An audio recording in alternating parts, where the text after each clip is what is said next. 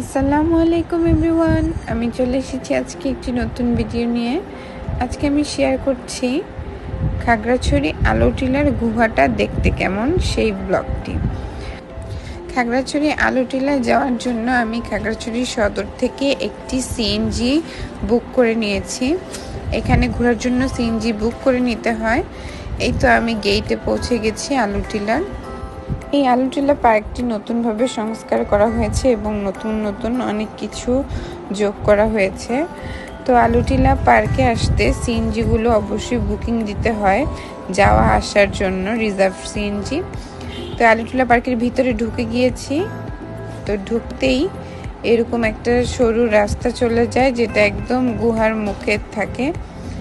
গুহার মুখে না, মানে গুহার সামনে যে সিঁড়িটা সেখানে থামায়, ওখানে সিএনজিগুলো ওয়েট করে, চাঁদের গাড়িগুলো ওয়েট করে। এটাও একটা ভিউ, এদিকে পার্ক টাইপের করেছে। এটাতে আমরা পরে যাব, আগে গুহাতে যাব।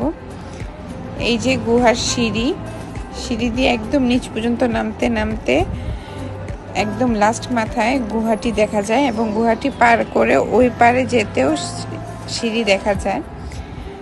প্রথমে প্রায় 10 তলার মতো উপর থেকে নিচে নেমে গুহাটির পথ পাওয়া যাবে। এই যে আমরা গুহার একদম মুখে চলে এসেছি। সবাই গুহার ভিতরে লাইট দিয়ে ঢুকছে। গুহার এই মুখ দিয়ে অন্য মুখে বের হওয়া যায়, সেখানেও আবার এরকমই সিঁড়ি আছে, সিঁড়ি দিয়ে আবার উপরে উঠে আসে। আমি আর ভয়ে যাইনি, দেখলাম যে অনেক ভাইয়ারা আপুরা যাচ্ছে, বাট আমার খুব ভয় লেগেছে। জিনিসটা অনেক স্লিপারি ছিল, নিচে পানি, বাট গুহার ভিতরটা নাকি অনেক অন্ধকার এবং অনেক পাথর এবড়ো থেবড়ো। সো একটু রিস্ক থাকে, যারাই যাবেন রিস্ক নিয়ে যাবেন এবং দেখে শুনে যাবেন। গুহার ভিতরে অনেক ঠান্ডা এবং পানি থাকে। তো গুহা দেখা শেষে সিঁড়ি দিয়ে উপরে উঠে এসে ঠিক সিঁড়ি দিয়ে ওঠার পরে ডান পাশের ভিউটা এরকম। এখান থেকে দাঁড়িয়ে পুরো খাগড়াছড়ি শহর দেখা যায়। অনেক পাহাড় এবং যেদিকেই চোখ যাবে খালি পাহাড় আর পাহাড়, কারণ আমরা অনেক উঁচু জায়গায় আছি। এই ভিউটা অনেক সুন্দর, উপরে মেঘ, নিচে পাহাড় আর এই ছোট ছোট বাড়ি, বাসা, বিল্ডিং, এগুলা খাগড়াছড়ি শহরের ভিউ।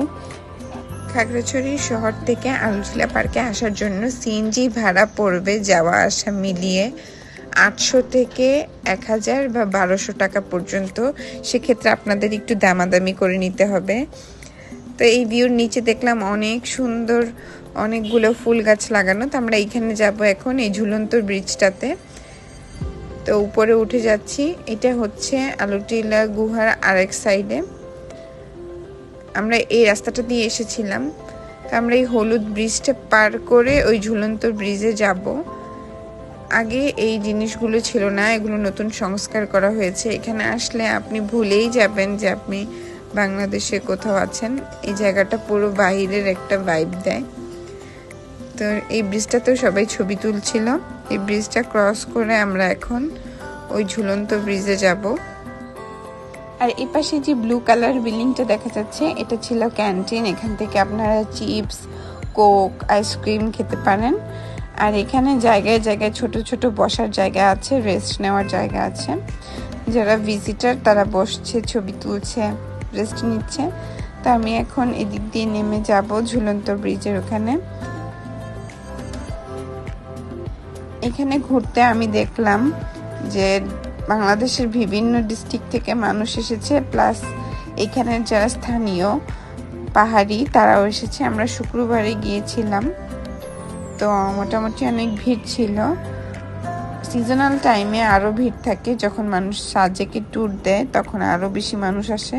বাট আমি অফ সিজনে গিয়েছিলাম। এপাশে দোলনা ছিল, দোলনা থেকে পুরো ইনফিনিটি ভিউ পাওয়া যায়। এখানে বসে পুরো মেঘ দেখা যায় এবং পাহাড় দেখা যায়, দূর দূরান্ত কিছু নেই। তো এটা খুব ভালো লেগেছে আমার। অনেক দোলনা দেওয়া ছিল।